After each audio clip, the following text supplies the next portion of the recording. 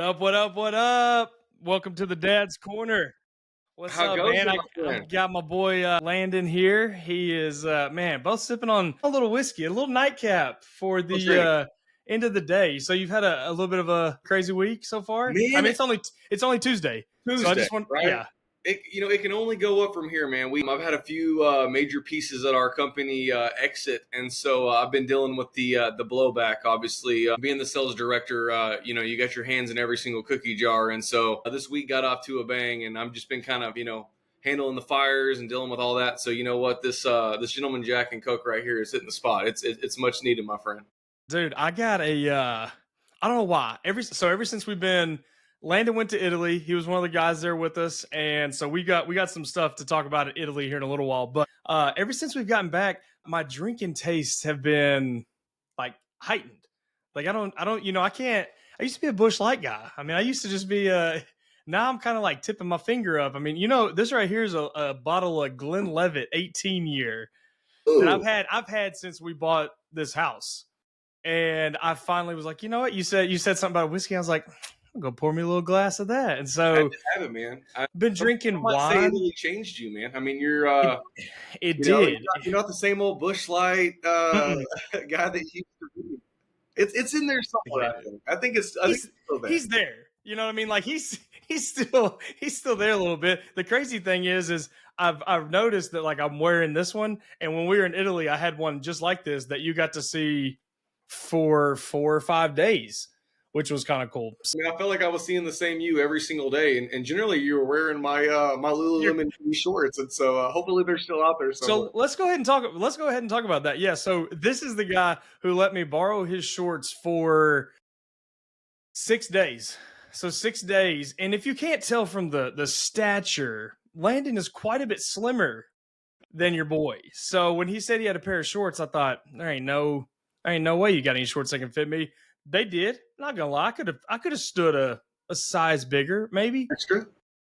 but man, wore those Saturday, and then wore them Sunday, and then wore them Monday. Which Sunday was, which was a Saturday. When did we do the tour, the winery? That was on Sunday. On Sunday, yeah.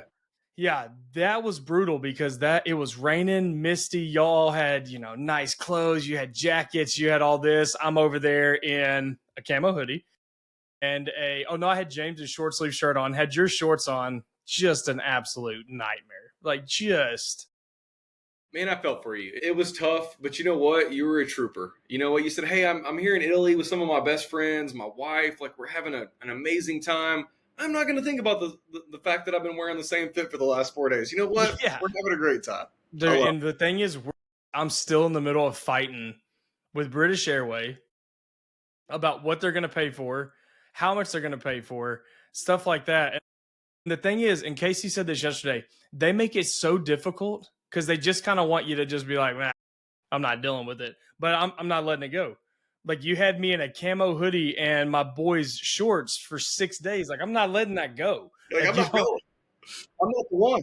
I'm not Yeah, the you know one. what? If we had been in I don't know, Nevada or in Wyoming and it happened, I can make do. I can go find some. But we're in a whole nother country. We're in a whole nother like time zone. Time doesn't really matter, but it felt like it should. And Jay, how about the fact that every place you went to try to get a shirt, they didn't make your size? It was like they were like, Yeah. "Oh, sir, we've got XL," and you're like, "No, man, the way you have it structured, I'm gonna need like 7XL. These shirts aren't made for normal size." I bought a 4, just to give some clarification on that. I bought a 4XL shirt and Casey could barely wear it. And my wife is a medium large at most. And like a 4X, there's no way she could get it. I walked in, like I was telling you, I walked in that one place. Casey was buying a dress or some clothes for the next day for when we were going to be going to Rome. And the lady walked in and she pointed at my shoulders and she said, no clothes for you. I don't like the way you said that. She was like, "But hey, as a consolation, here's a scoop of gelato. So hopefully, we're on the same She's like, page." so in terms of weight, we'd like to actually give you something that will make you a little bit larger, if you don't mind. So it was a fun trip, though. What was you and Justice? What was y'all's favorite part? Man, there's so many to choose from, Jay. Something that'll always stick with me is so I think Jason and I are both huge Arkansas Razorback fans. And obviously, the game that was going on when we were in Italy was the Tennessee game. Obviously, a huge upset, huge win. Well, 7 hours ahead of time in Italy made it challenging for that game to be watched. And so Brutal. it started at, like, what was it, 1:30 Italy time when we were able to No, pull it it off? was. I thought it was 2:30, right? Because we stayed up till 5:30. Well, and everybody was raging hard that night. I mean, we probably ran through 12 bottles of wine that night. And right before kickoff, everybody was still yelling and going loud. By the end of the first quarter, it was me, Jason, and Casey left. And we stayed up till 5:30 amidst Casey trying to pull Jason back to their spot and be like, Jay, please, like, I can't sleep without you. I need you here. Yeah. Jason said, hey, I'm not waking up tomorrow morning and finding out that the Razorbacks had one of the biggest upsets in the last 20 years. And so, man, a memory that will always stick with me is me and you and Casey passed out on your lap, staying up till 5:30, watching that awesome win, man. That'll stick with me forever. I know it's not an Italy thing, but it was. It was amazing. I wish that everybody would have stayed up, but granted, it was the first night we were all there because Colton Abbey had just gotten there that morning. So it was the first night we were all there. We all kind of got to hang out, experience Italy for the first time as the 8 of us, and we're all hanging out. We get back, and I think once that first quarter started, I think it was like 2 o'clock. Yeah. 2 or 2:30. So then once it starts rolling through, we're sitting there, and it's like, this person, boom, gone to bed. This person's gone. And now, had it been like any of these other games that we've lost, or like any of the LSU, the Ole Miss that we just absolutely got spanked on, I'd have been, oh yeah, we'd have gotten a good night's sleep. Casey goes over at halftime to our spot, and I hadn't told the story yet. So she goes over there. I'm sitting over there watching with Landon, where we just went down 14-3. They had the ball, and I told Casey, I was like, hey, if they score again, I'll come over there because it's probably going to be over. We get the ball back. We go down. She calls. She's like, I can't go to sleep. I'm scared over here because we had like a separate house from everybody, or a separate like room and everything. And so we get over. I told her, I was like, I'm not going because I know I've been an Arkansas fan long enough. Like, I know if I leave right now and I come over there, I'm going to get a good night's sleep. But then I'm going to wake up in the morning, I'm going to check ESPN, and it's going to say Hogs win thriller against Tennessee. Sure enough, right as we were on the phone, it was 14-10. And I said, I'm not coming. So she comes back over there, and we got to watch them storm the field. Oh. I mean, we almost saw the sunrise in Italy because of the game. It was so close. I mean, we could have stayed up another hour and definitely seen it. And honestly, I stayed up just from the energy and the excitement of the win. Yeah, we got over there to our bed. She was conked out, and I was like, we just beat Tennessee. We just beat the top. Yeah. I'm like, this is our year. Whoever was, we're going to win the national championship. I was sitting there doing the same thing we do every year. I was thinking, if we just beat Oklahoma State, we just beat A&M, we'd be undefeated, we'd be top 25, we'd like to be top 10, we were going to roll. Then it was just a couple weeks later, and we got. And here we are. Here we are. We are today. Yeah, here we are. Just looking forward to that La Tech game, hoping, just praying. A bowl game, man. I'm not asking for much. Yeah, we just want to see a bowl. And now, my biggest 3 teams I never want to lose to: Texas, LSU, Ole Miss. We are 2/3 of the way there. For me, it's Missouri, man. I don't know why I don't worry about them, but they beat us every year, and I'm like, not those guys. Like, I'm cool losing to the Bamas and the Georgias of the world, but like, not Missouri. Como is about as cool as a box of rocks. You know what I mean? Yeah. Well, and I've gotten so this is bad to say, I've gotten so used to losing against Alabama that every year we play them, I think, oh, we got a chance, and then we maybe end up losing. But when we play teams like Tennessee in that game, it's just Arkansas. We could have lost that game by 70, or we could win like we did. It's always a guessing game. I had somebody tell me one time. They said, "Do you know how boring it has been to be an Alabama fan the last 15 years? Like, it's exciting. You're winning championships. That's amazing, but you don't look forward to really any games. You look forward to the SEC championship and then the playoffs. All throughout the year, you have that first real test. They normally play somebody really good in the beginning. After that, you're not really looking forward to any game. Like, let's not go to the game because we're going to win by 40 or 50. And so I'm like, that's a great problem to have. It'd be nice to taste that for just like give me 5 years of it. You know, just let me have 5 years of it. And I'm so glad that that Alabama fan got a very exciting experience up there in Nashville when they lost to Vanderbilt. So I'm glad that excitement finally came full circle for them. Well, and then I heard a stat that I think since 2009, 9, this was the first time they've been out of the top 10. Yeah, it's insane. I remember the game. Like, that's dominant. Yeah. Oh, it's insane. We haven't beat them since '07, and I'll never forget playing in Bryant Denny in Darren's junior year. And he like gets like 190 rushing yards. It's Saban's first year, and they come down there with like 15 seconds left, and I think it was DJ Hall. I forget. I'm pretty sure that was the receiver, but like last second touchdown, and we haven't seen a win since. And so It's never a good sign when you start off we haven't done this and you bring up McFadden's name. Yeah. That means it's been a minute. Yeah, Like, it's been a good. Darren's basically good a long grandpa now. You know what I mean? It's been a while. I mean, he's not even in the league anymore. He's got kids. He's got, you know what I mean? It's just. Okay, might have a grandson out there at this point. Yeah, you get grandkids. Like, it's crazy. Well, since we're on the sports, let's keep it up. I've been asked this question to Tony a couple weeks ago when it happened, but what are your thoughts, feelings, the LeBron, Bronny? I mean, not just them getting to play together. That's obviously really cool, but how the whole thing was handled, how he was brought in the game. That's kind of what I think I was the most impressed by the whole thing. I've got my own thoughts, which I've said on the podcast about Bronny even getting a spot or anything like that. But the way JJ handled it and the way the Lakers handled it with him getting in first game, let's get this out of the way. Let's get it over with. I don't want to hear about it every week. I think it was handled beautifully. And I think it was just another thing in JJ's corner of how good of a coach he's going to be. I mean, JJ's a pro's pro, right? I mean, he has been his entire career. Obviously, him and LeBron had a podcast together before he became the head coach. And so, which is probably why he got the job anyways. It's all spade to spade. I mean, it could also be the same reason Bronny's in the league, right? Because, I mean, I've watched Bronny's tape since he was, a junior high. And, man, until the whole the heart problem that he had in practice last year at USC, man, I saw a nice little future for him. More in like an Avery Bradley type of role. Maybe a poor man's Marcus Smart, if you will, potentially on defense as a guard defender, perimeter defender. He's got some potential. Now, the offense is a little bit behind. And so do I think that if he wasn't LeBron's kid, he'd probably be in the league today? Probably not. Right. But at the same time, it's such a cool experience, especially for Bron and Bronny, for him to get his first 2 points in Cleveland, like where he's from. You know what I mean? Yeah. Like there's something just. It's always storybook. It's always, everything is always. Yeah, it's never just like the normal, he scored in Orlando. It had to be in Cleveland. Like that was just, and he had numerous, not numerous, he had a couple in that first game, but I was glad they got him out there. I was glad they got him in the game, came back the next game, didn't play. Like I was glad it was they set the standard of, okay, we're going to get him in when we can, but we're also not, this isn't a charity thing. We're not going to just put him out there every game. They came out and said he's going to designate. He's going to be a two-way. He's going to be going between here and the G League, and it'll be good for him. He'll go to the G League. He'll grow. He'll become more polished. The thing is, everybody's got to remember, like, he's never going to be LeBron. Like, that's not him.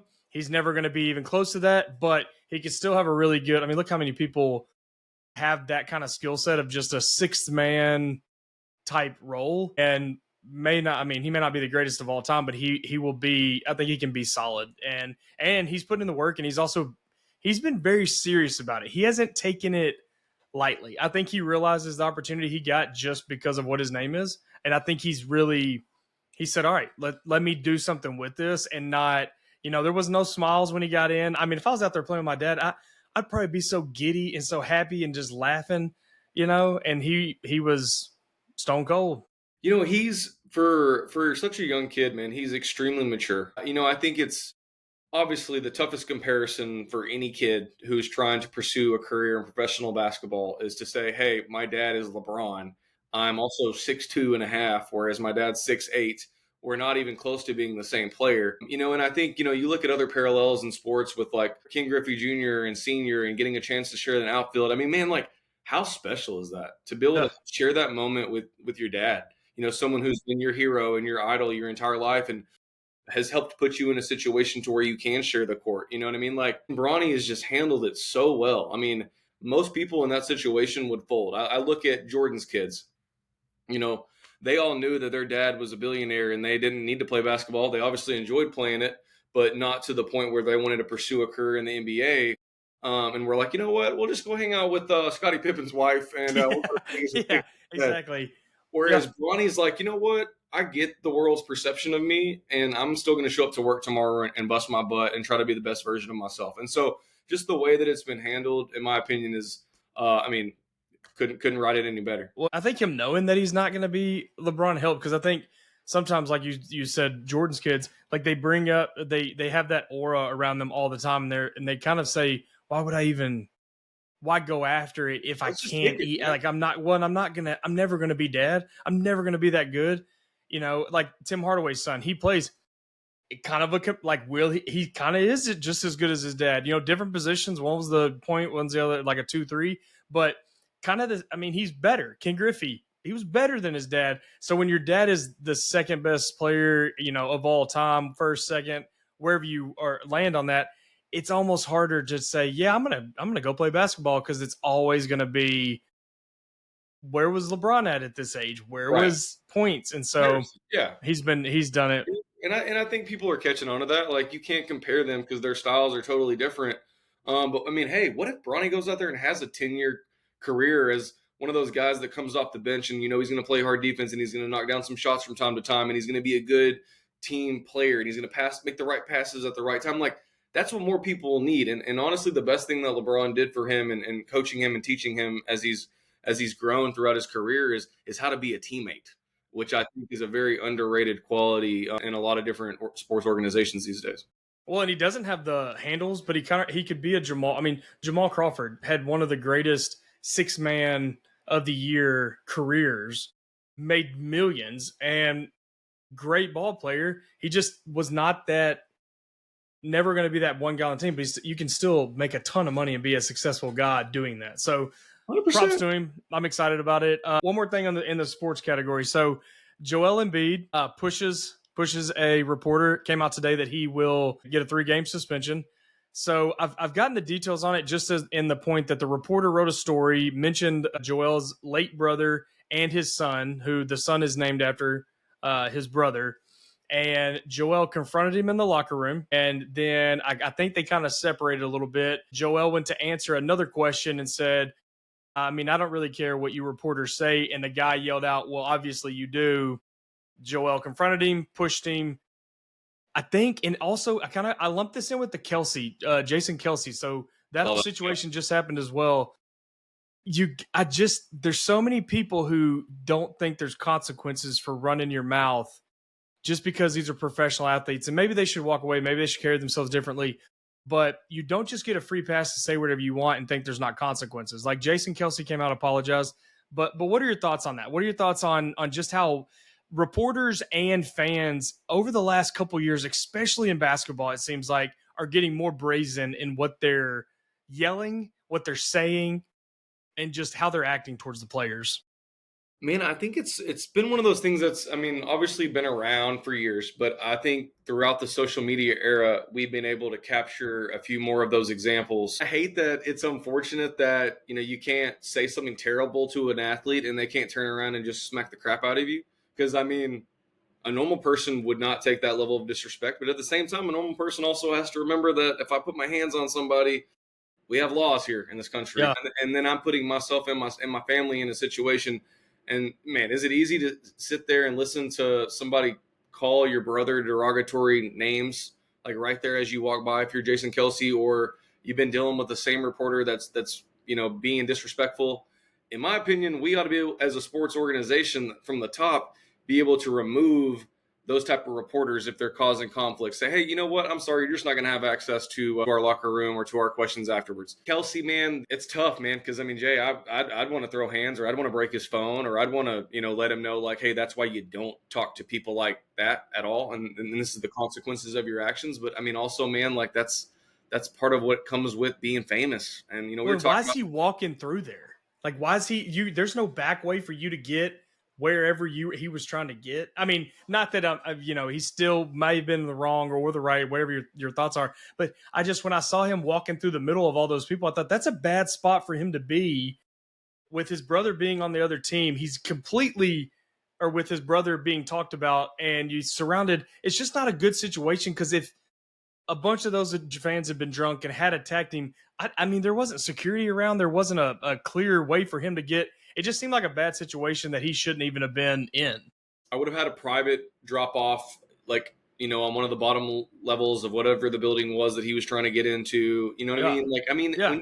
that's the problem with being rich and famous. You know what I mean? That this ideology is, as a kid, that you grow up with, like, I want to be famous, I want to be rich, and you can drop the fame part for me. I'll just take the money, right? I'd rather go ghost mode and never be identified and stay in my lane. And that's one of those things that they have to watch out for, man, because people are gonna talk that mess, and you're just gonna have to be really good at, like, staying in your lane and not responding to it. But obviously, how hard is that when someone's being disrespectful and saying some terrible things about you or a family member? Not something that I envy by any means. Yeah, well, and it's just like I said, there it's getting, especially in basketball, where the players walk out. It's always, I know if you booing and I get the whole atmosphere around it, but when they get a technical or they get thrown out of the game and they got to walk, and you've got all these fans that come down and they're all yelling and they're all cussing, and it seems like it's just, you're breeding a situation to get out of hand. And even though you don't want it to, it's just, you see the guys coming in and the fans are yelling, and they're drinking. Somebody's going to say something, and you catch that ball player on the wrong knot. What's the consequences of how that's going to turn out? It's just, but it seems like it's gotten worse and worse, or maybe they're just getting more and more in tune with it happening, and it's becoming a bigger issue. But it seems like over the last, because Russell Westbrook's one of those, it's been numerous times that he's gotten into it with a fan. At one point, I was like, just keep walking, dude. You're making millions. Who cares? But there's some stuff that when you yell it at a guy, you're going to elicit a response. Well, yeah, if you say something that awful about, like, my wife or my kid or a family member, or my, like, something just crazy about me, like, that's not like, you suck or great job tonight, man, like, the typical fan Right. stuff. But if you get personal with it, it's hard for me to disagree with someone wanting to come up there and give somebody a Yeah. good smack. But I mean, then that's the risk that they got to take, and then they put themselves in probably getting sued and having to pay out a big fine, and then it just becomes a mess. And so I think the stadiums need to do a better job when someone comes in there, have that recorded, and say, "Hey, look, man, you'll never attend a game here again, Yeah. but and you got to leave now, because you can't say things like that. Like, you can say all the typical stuff, but once you get personal like that, that's not cool, man. Like, Yeah. that's so disrespectful." So the reason you're here, man, let's dive into it. You just had a baby girl back in June, So it was May 16th of May this 16th. year. Yep, she turns 6 months old on the 16th. So it's Towns Caroline Wilmuth, and man, she's got my heart. Yeah. So you're already wrapped. Like it's done. It's over. You're already wrapped around It was the instant, finger. man. She looks at me and smiles, and I forget anything else exists, man. It's one of those things that you hear everybody talk about, like, feeling like that, but you're like, I'm sure I will, but, like, how could that possibly feel? And then it happens, and it's like everything turns on its head, man. It's been the greatest 6 months of my life, and I finally found my true purpose in life, and it's been awesome, man. I love every second of it. That's awesome, man. So going into it, because y'all been married, I was blessed enough to get to actually marry you and Jess in Fort Walton. That Yeah, was the city? Yeah. Fort Walton Beach there in Florida back in it's been 3 years, 21, I guess. Yeah, June 5th to 21. So coming up on our 4-year anniversary, man. Exciting as it Nice. flies by. It goes by so Yeah, fast. dude. Well, and yeah, so blessed enough to get to marry y'all. I'm batting 2 for 2. Both couples I married still together. I've said it before on the podcast. I've actually got another one coming up in January. So hoping to keep Yeah. the train going. But man, there's guys that you know are going to be good dads just because. But like I knew when y'all decided to start trying, and then you got pregnant. Me and Casey talked about it. I was like, man, Len's gonna be a great dad, and we were like, he will be the perfect girl dad. And y'all found out you were having Towns, and so walk me through kind of, Caleb and I talked about on last week's episode, and I want to get your opinion on it. Do you think there should be a class or some kind of heads up for dads about the delivery? What you're gonna see and how just I feel like we kind of go in thinking we know, and then you get in the moment and you are not ready. You're trying to be there. Your only thing is I'm gonna be there for my wife, but then you, outside of that, what you're gonna see, what you're gonna hear, what you're gonna, I wasn't prepared for. 100%. And honestly, this is gonna sound crazy, and this might just be my perspective. I went in with like zero preconceived notions. I've obviously heard many people talk about the different types of delivery and that experience from their vantage point. I didn't read one book. I went into that whole thing like totally blind and just wanted to live in that moment and live in that experience and just be there for her and listen to the doctors and just be just supportive, man, and trying to soak it in. And it was absolutely wild, right? I mean, just I'll be honest, my wife had a C-section, and obviously it's one of the ways that it can happen. But being behind that curtain and then seeing this baby just get like plucked up and just, oh my God, like it's here. You know what I mean? And then it's crying, and you're stamping the feet, and you're taking pictures of mom and the Cutting baby, the umbilical cord, and and yeah. things are going so fast, man. And then you're like, whoa, okay, like I'm still in this like shock state, but here is this child, and now I am responsible for it. And then your family's there, and everybody wants to see, and you're trying to make sure that your wife's not overwhelmed because there's so much going on. Oh, And man, they're like just lay. this I mean, was they're laying there. They're tied up. You know, yeah. That's what we talked about. Me and Caleb last week. Is it was just one of those situations where, okay, hey, we're gonna have to go do a C-section. I thought, okay, like I kind of know. I know the. I guess I'll say the gist of it. Like I get what we're kind of doing here, but then you get in there and there's beeping and there's buzzing and you got the doctor who's, I mean, basically like on top of my wife pulling a child out.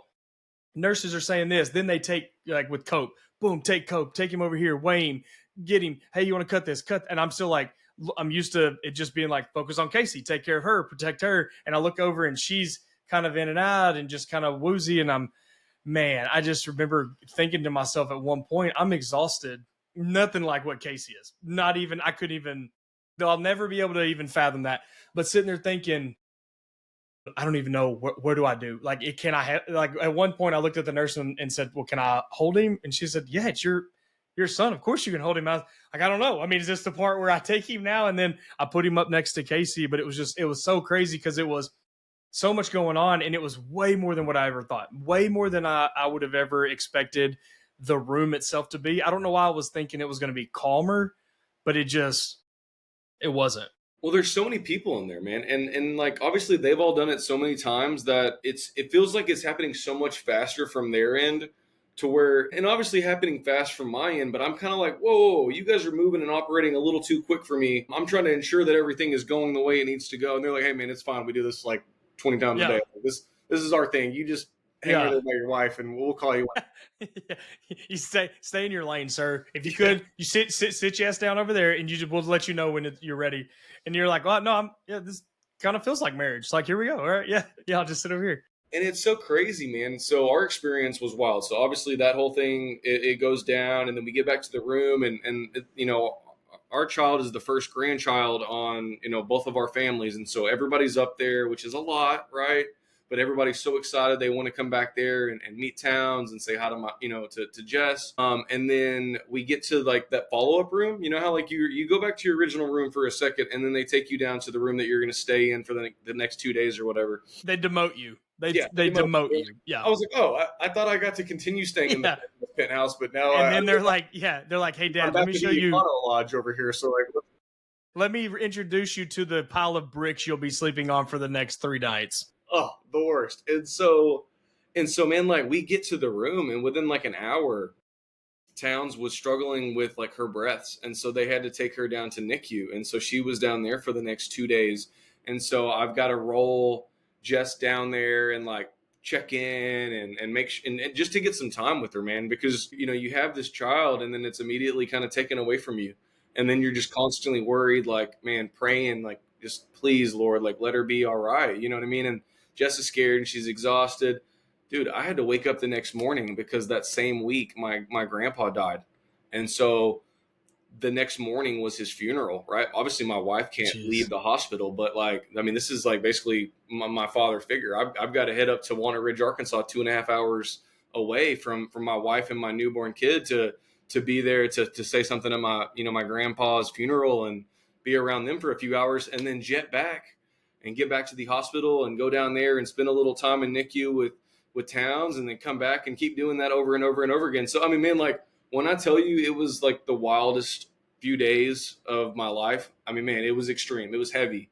But then on Sunday, putting her in that car seat, you know what I mean? And leaving the hospital and like, this is my family. And like, I'm white knuckling that steering wheel, 10 and 2 in it, going 25 miles an hour, man. Just like a crazy experience. And I wish that everybody had a chance to go through something like that, because it truly is life changing, man. I love every second of it. The drive home, you can't, even to women, to other men, you can't explain it, because the white knuckling, I remember Casey sitting in the back with Cope, and I remember thinking, crap, I got to get on the interstate. Like, that's the only way to get. I mean, if I don't, it'll take us. But I got to get, and I'm on the interstate, and I just review mirror, like turning around. Y'all good? She's like, yeah. Casey's like, yeah, we're good. I'm like, is he breathing? I can't hear him. Like, is he breathing? And she's like, no, he's good. I'm like, but I can't even see him. What do I do if I'm driving with him and I can't ask him if he's okay? And you think, how am I ever going to communicate with this child? And he's just back there. He's sleeping. He's chilling. Like, it's incredible how nervous you are, like you've never driven before, ever. Like, it's your first time, and you've got a bomb in the back seat, and you're just like, well, here we go. I guess I'm just driving. Well, like taking turns, like super slow, and everybody's like honking at me. I'm like, you know what? You normally don't care, but today, thanks, man. I get it. You know what I mean? I'm not gonna say anything. I'm not risking it. Yeah, that's what's crazy is I've thought about that. So with your grandpa passing during it, and you said he's like a father figure. One of the main guys in your life, right? Growing up, he was one of your heroes growing up. So what was that relationship like? And if you don't mind, kind of what happened, or how did he pass? Yeah. So, man, my grandpa, I could tell a million stories. And so, and I'm not afraid to talk about my life, but my biological dad has been in and out of prison the majority of my life, which is my grandpa's son. And so, because of that, he was always the one like, hey, you come over here and stay the summers with us. We're going to go work out on the farm. He was the man that taught me, a lot of the core principles that I still hold true to this day. Was a dentist until he was 73 years old. Has a soybean farm, another farm up there that he was constantly out there working, man, until a few years back, he fell off a trailer when he was like 90, like trying to move some wood around, and broke his hip. And so it limited his ability to do what he loved to do, which was get out, go to the farm, work. You know what I mean? Like always working and just coming with that, a dollar saved is a dollar earned mentality. He would take me to school every morning before I moved to Little Rock when I was older, but as a child in elementary, and, he'd drive me to school every morning before he went to work. And his message was think before you act. Like, that was something that he swore by and lived by. That and a dollar saved is a dollar earned, because he was cheap as they could. It's that generation, man. And it's awesome. Man, he's got some crazy, crazy stories. And so, I mean, man, I was 33 years old. I mean, about to be. He died the day before my birthday. But man, just the amount of love that he had at that funeral, and how many people respected him and appreciated him and showed up. And man, I told a story that I tell it all the time, because it's something that sticks with me about my grandpa. But he grew up dirt poor. They had to take a horse that took all the kids to school, like it drug them over there. And I mean, they didn't have a pot to piss in, right? I mean, it was just dirt poor. And so a lot of the kids, at that time would go to like Kansas or Oklahoma or wherever, and they'd work on a farm for a summer, basically from like April to like September when school was about to start. And they'd come back with that money to help their family out, right? They had to. And so my grandpa from Strawberry, Arkansas, population 100, 200, small town, goes to Kansas for 6 months and makes $400. I mean, works every single day out in the fields, like just busting it. He's on his way back, and he goes to Kansas City, which is where the train was. And, just being gullible country boy, has no idea. There was a couple guys running a scheme, and they said, hey, man, this guy over here is about to, he's trying to rob you, man. So, like, here, trust me. Let me hold this money for you. And that way, like, it'll avoid him stealing it from you. And so it was a scheme they ran, and they both went separate ways when they got off the train. And so for 6 months of hard work, he had to, turn back up at the house with nothing to show for it. And I think it just hardens you, you know what I mean? And it just, I mean, 400 back then, man, that was you're talking about for 6 months. They had to have it. Right. And so everything that went into his approach to education and business, and, just all those concepts, man, really stuck. And I mean, obviously ingrained it in me. So, man, dude, somebody said something beautiful at the funeral. They said, it's a shame that, that he's not here to meet Towns, but I think he met her on the way down. And so I get a little choked up when I say that, but that's awesome, it's man. a beautiful thing, man, to know that he helped instill these values in me that I, in turn, hope to instill in her. Right? Yeah, and it's awesome that you bring that up. That's so inspirational. It reminds me of my grandpa, just how I lost one, man, when I was in, I think I was in early high school, and he took me golfing for the first time. Like he was older, retired. He loved to golf. It was one of those where I was like, my grandpas are so different. And that's kind of where I'm going with this. But he was like, in my mind, I thought, if I'm going to get to hang out with him, I got to go golf.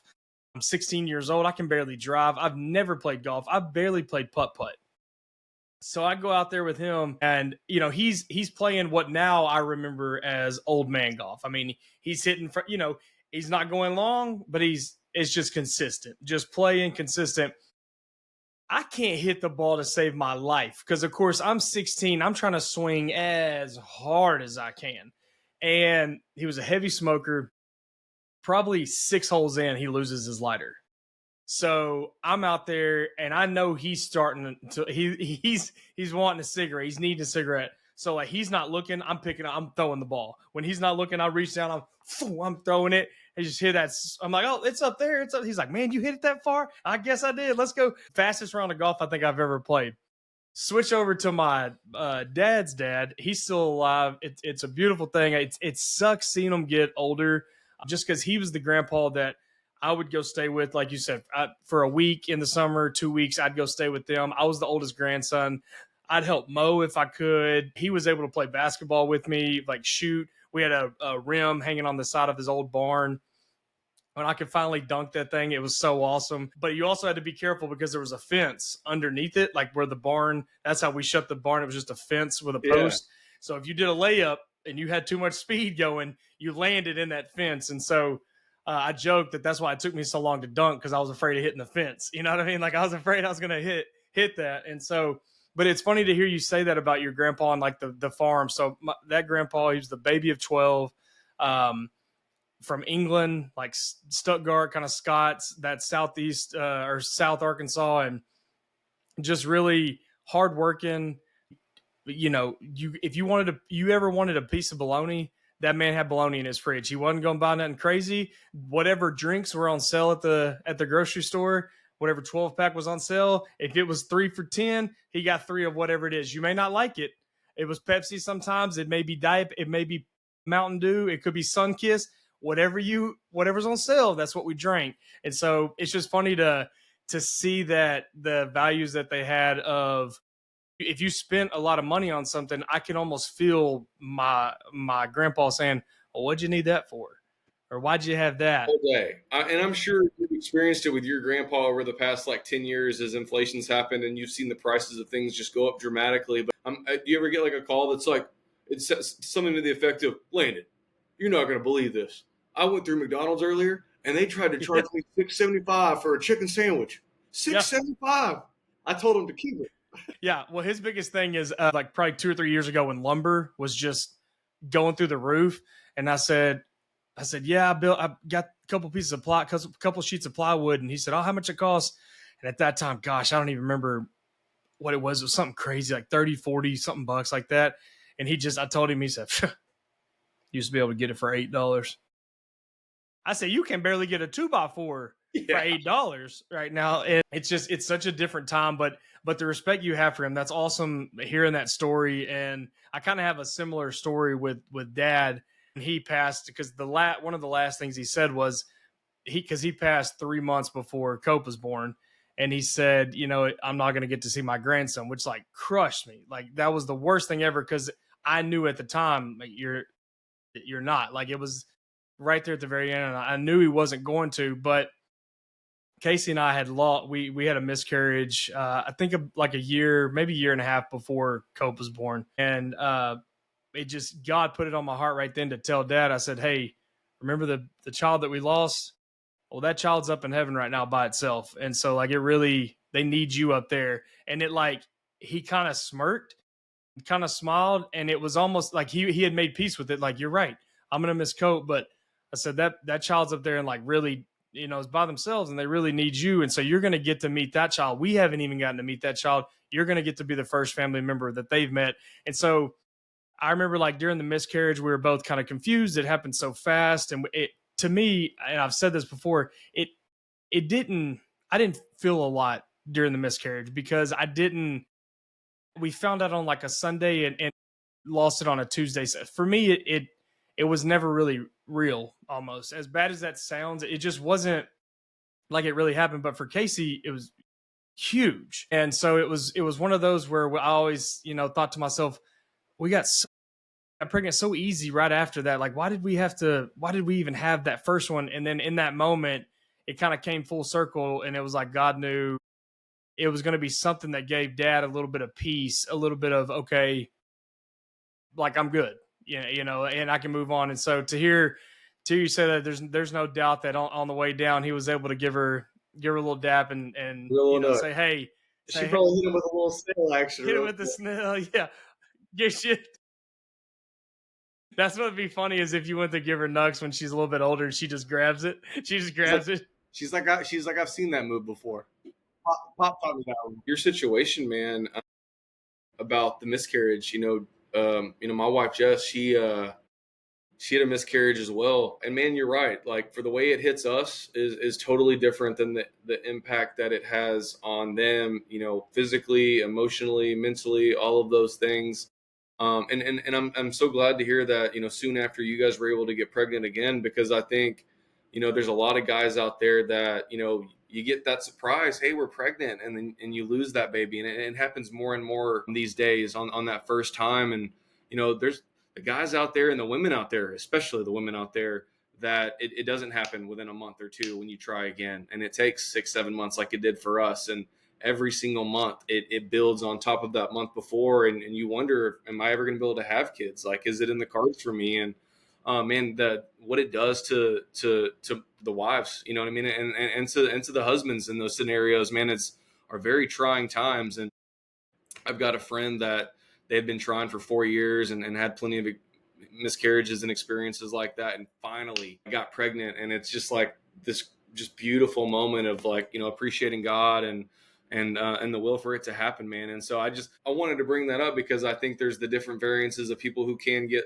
fortunately pregnant after a situation like that. And then there's the plenty of people out there that go months or even years that are like, when are we going to get the opportunity to be parent? And it's one of those things that I don't think a lot of people before they start having kids think about as something that could happen, but it's very real and it's very impactful to people's emotional and physical state. Right. And so I always think that's just, it's a wild thing to me. Well, and it also, one thing I learned during that is I learned to never ask the question, well, when are y'all going to have kids? Or how come, what are y'all waiting on? Or because Casey and I, after that miscarriage, we were at a gala and a girl came up to me and said, man, you better hurry up and have kids. You're getting older. I don't know what you're waiting on. And granted, she, didn't mean anything by it. She never knew. But it made me so mad because I thought, like, I wanted to hit her with it. I wanted to say, well, we actually just lost, I wanted to really lay it on her. And it made me realize that you got to be careful on things like that, how you ask people, because you don't know. And I was the one to do it. I did it all the time. What are y'all waiting on? When are y'all going to have kids? Yeah. And then finally had to say, whether it's physical, whether it's financial, or whether God just hasn't blessed them with it yet, there's a reason they haven't. And so whether it's just they've decided they don't want kids right now, either way, don't ask. Just say, hey, are y'all thinking about kids, or do y'all think you're, something along those lines, as opposed to what are you waiting on? Because I've learned with just so many of our friends' situations. I mean, we have, Katie and Skylar, who I'd love to have Skylar on here sometime to talk about, praying about it, going years, doing IVF, and then finally getting pregnant, and what that meant to them just to then turn around and get pregnant on their own, like afterwards, have 2 kids pretty close together. But it also seeing them struggle with it and how bad they want to be parents, and thinking to yourself, I know so many people who are not good parents that have kids. Why do they not? Why are they not getting it? And then you see it happen, and you never question God. And then you get to see their situation and how it is with the 2 girls now, how great their family is, how great they are as parents. And you can't help but think, some of that waiting, some of those trying times benefited you. You know, it was God testing you, and you passed, and you made it through. You grew as a couple, you grew as partners, and you also grew as, I mean, in parents, waiting for that moment so that when you got the children, you're so happy for it. Yeah, I did. I couldn't agree more. I mean, that was spot on. I mean, and it's just one of those beautiful things in life, because once you finally get that opportunity and it's here, I mean, like, never forget it. And it kind of goes into something I wanted to mention is how fast it goes. You know, Yeah. and everybody tells me that. They still tell me that. They told me it before I ever even had a kid. I was like, yeah, sure. And 6 months feels like it's been a few weeks. You know what I mean? And so, and then for you, I mean, like, it's hard to believe. It doesn't feel like it was that long ago. Cope was like just born. Thursday. Thursday he turns 5. That's wild to me. And I Yeah. know it has to feel like that to you for both, right? For him and Colin, like how quickly Yeah. it goes. Yeah. Yep, it's great. But were you worried about, like, when becoming a father and having you had the first grandbaby? So were you worried about? Was there just things that you as a father were worried about? Were you more worried about just the changing lifestyle, or were there certain things that you thought, well, I don't know if I'm ready for, or I don't know if I know how to handle this, or kind of what was your mindset on that? Yeah, man, and it was all over the place, right? And so, admittedly, historically, I haven't been the greatest at being consistent around like dishes or doing laundry or like, you know what, it's been a long day at work. Like, I'll get that later. And so, I work really hard at the office, and man, I've come a long way when it comes to like household chores in the course of our marriage. And so, going into having a kid, my fear was coming across as not doing enough or being lazy. And so, man, I made a commitment to myself, like, hey, I'm gonna cook dinner every night. I'm gonna make sure those dishes are clean. Like, if she needs something on the fly, like, I'm gonna go grab it. I'm gonna stay up with her. I'm gonna wake up. And man, like, I grew a lot in a very short amount of time when she got here to be able to be helpful, right? You know what I mean? And then even as I went back to work, I knew it wasn't like, hey, I can't come home anymore and veg out. Like, no, I'm coming home to hang out with my daughter and help my wife where she needs help, because a lot of the heavy leg work was on her because she was breastfeeding, right? So I knew that she needed me to be able to assist in other areas of the household, man. And I prayed about it, right? It was something I was worried about. I didn't want her to think that I wasn't going to give my all. And one of the best compliments that I hear her say to her friends is how great of a dad and how helpful I've been throughout this process, man. And so that was something that I was very keenly focused on. But yeah, albeit I was worried, man. I was worried that I wasn't going to be doing enough, even though I felt like I was giving my all, right? Like, it feels like you're still not doing enough when they're handling so much of the stuff that you obviously can't do because you're not a female, right? Yeah, well, and I've mentioned that before. Is one of the things I was worried about in the beginning is when Casey was breastfeeding. I've always heard, these deadbeat dads and they don't get up at night. And my husband, the big joke on TikTok and all these is, oh, I want to sleep on my husband's side of the bed because apparently you can't hear the kids cry on that side. And I was like, I don't want to be that guy. I want to get up. And I never took into account, well, if she's breastfeeding, like, what do I do? Like, what do you need me to, what can I do? And so it's funny to hear you say that, and to just know that you're doing so much, but you still think, am I not being around? Am I not being present? Am I not helping? And so it's nice to just have that partner, your wife, that just says, you are, like, you're doing incredible. And do you feel like some of that stuff has lessened? Like, do you feel better about it? Or do you feel like, I guess, for lack of better words, you're carrying your own weight, even though you were, do you feel less hard on yourself as it goes on? Or is it just kind of a everyday, I need to feel like I need to prove myself again and again? Yeah, and look, man, I'm not perfect. I find myself sometimes where, man, maybe the first 3 days this week, I made sure that I put up every single dish. And from the dinner, I cleaned all the pots and pans and I put them up so that she had extra room in the sink to be able to help wash some of the bottles or whatever she's doing. Yeah, I have days where I miss and I don't feel great about it. You know what I mean? But then I remind myself, like, okay, dial in, focus up. Like, what else can you be doing? But when it comes to like the things with towns, right? Like, as soon as I get home, it's like, all right, let's play. Let me figure out dinner. I'm gonna start cooking, but at the same time, like, we're gonna get ready for bath time. Like, I'm running point on bath time. You know what I mean? I'm in there washing hair. I'm in there, I'm doing, warming up the bottle. I'm doing the bottle at night. You know what I mean? Like I'm rocking her most times, and then I'm putting her in her swaddle or whatever it is, and rocking her to sleep, and then putting her down. And so, and this was my just recently went back to school, and so for the past 6 months, it'd been her all day long, right? You know what I mean? And granted, there's a part of me that was like, man, I'm at work, like I'm exhausted, but as soon as I walk in that door, man, like, and I see her, everything from work goes away, and I'm just in a routine now. And so that's where I was getting to is like eventually I built up a routine, and now who I was 6 months ago is not the same person when I get off work today, right? Like my priorities have totally shifted. And now she's going to bed at 7:30, so I mean I've still got some time to hang out and relax afterwards, you know what I mean? And so it's just a different mindset, but once you get accustomed to it, like I can't imagine doing anything else, right?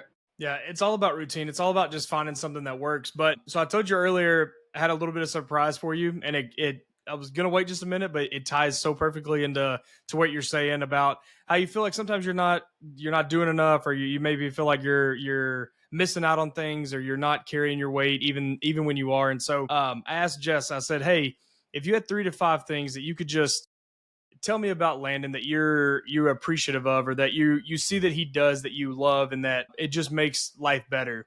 And so here's what she had to say. She said, I love his commitment to becoming a wonderful father, no matter what. I love his unwavering support and willingness to jump in and help me when I need him. I love how he provides a sense of calm for me when I'm feeling overwhelmed or stressed. I love that he still tries to plan special things for him and I to do because he cares about our relationship outside of being a mom and a dad. I love watching him with Towns and seeing how much she loves him and how much fun they have together. So even though like sometimes you may not know it, like she recognizes it, and even if she doesn't say it or does say it, like you're doing incredible. You're an incredible dad. All of us see it. None of us doubted that you were going to be, but you are, and she notices that. And I think one of the things, I mean, everybody knows you're a good dad, especially from what she just said. But one thing that I took from it, which I've harped on this podcast about, is finding time to still date your spouse. Like finding time. There's so many times where couples will have kids, and it's almost like they take an 18-year hiatus from each other, and you can't do that, because then you sit there at 18 years when the kid either goes off to college, or they go, army, or they leave the house, whatever it is, and you basically introduce yourself to your spouse again and say, hey, how you been? Like, good to see, I haven't seen you in a while. But you still got to have those date nights. You have to, even though you love those kids, you have to have time away from them. And, Jessica's a rock star as well. We're in Italy and she's breastfeeding, like, or not feeding, pumping. She's pumping. She goes and gets an ice chest from the local grocery store, takes all the milk from the week, puts it in there, puts ice packs in there, takes it to the hotel y'all stay in the night before, gets it, loads it on the airplane. Did y'all make it home with all of it? Oh, we got back with like at least half of it, man, and we went out and bought that separate suitcase so we could put it in there, right? You know what I Yeah. mean? And I And mean, they take it home. So she was in another country for a week, continued to pump, bought ice chests. And I mean, customs is a nightmare anyways, let alone you try to bring another suitcase full of liquids through. And she did it. So hats off to y'all. You're doing incredible. Everybody around is not surprised. You're doing amazing. We can't wait for y'all to have 5, 6, 7 more. It'll be incredible. One thing I do want to ask before and you got a dad joke coming up for us. But one thing I want to ask, how has the golf game been affected since Baby Towns arrived? Because beforehand, Landon liked to play golf, right? Landon's good at golf. Landon's played enough that he can be kind of salty with it. But as everybody who listens to this knows, once them sweet, innocent children roll along, them hobbies take a step back a little bit. So how's the golf game? Are you still getting to play a lot? Are you still as good? Where are you at? man, so I'll tell you this: the first couple times that I played, after she was born, we had some rough scores. We had a couple in the 90s, and I'm embarrassed to say, I had a 99 one of those first 5 rounds getting back. But in the past, let's see, I've probably played 3 times in the past eight weeks, which is pretty solid, for me right now. I'm trying to build on that a But little you bit. were playing about 3 times a week, huh? Yeah, At it was. least. It was. I mean, every Saturday morning, every Sunday morning, and generally like at least 9 holes, sometime throughout the week. And so Let's see here. A couple weeks ago, I played and shot an 81. So we're working our Okay, way we're back. getting back. I haven't got back into the 70s yet, but hopefully we're not too far away. But man, Jess is so great about it, man. Like we have a great thing going, and generally I'll like try to schedule like an early tea time, and they'll let her go do something in the afternoon. You know what I mean? And I'll take over. And so I mean, it's just a balance thing, as you know all too well. You know, she knows that it's my hobby, it's my favorite thing to do outside of hanging out with them and our friends.